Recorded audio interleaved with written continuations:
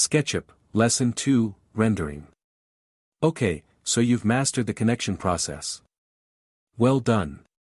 Now, I'll show you how to clean up the model and produce a colored visual, or render, for your client. Each individual model is a group made up of several components.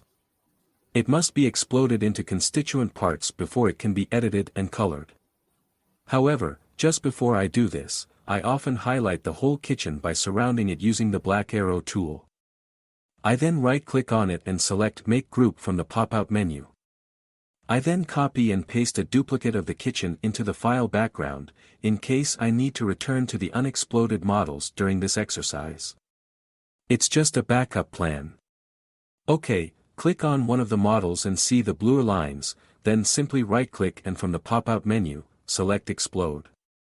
Do this for all the models except the sink, barbecue, and green egg. Most of the individual models will have been created from a number of components, so you will have to explode each model several times until all the blue lines disappear. Small tip, make sure the worktop component has also been exploded.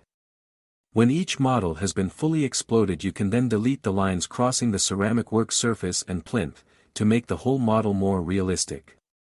If you have a mouse with a wheel, you can zoom in or out whilst you're doing this. No more joined up modules, it's a whole kitchen.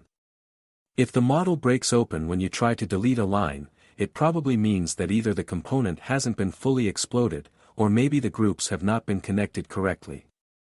You may need to undo some of the steps, using Menu Edit Undo, to return to the model and deal with the issue. But don't forget, you still have the backup. Once the model is fully exploded, it can be colored or rendered. SketchUp has a number of pre-made colors in the Materials bar, on the right of your screen. Select the menu option, Colors, from the drop-down menu. You can immediately use some of the grays listed, but the standard cubic colors won't be listed.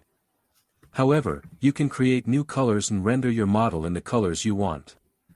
Do this by having selected Colors from the drop-down menu and then editing the RGB fields, or red, green, blue settings. In some versions of SketchUp you may need to click the 3 folders icon to enable editing. If so, you'll get a pop-up where you can edit the RGB fields and then save the new color using a cubic color reference, for example olive gray. Once you have created the color, select the In Model option from the drop-down menu, click the color you want, you will then see the Paint tool. Mouse over to the kitchen area to be colored and click on a panel. You should paint all the relevant panels.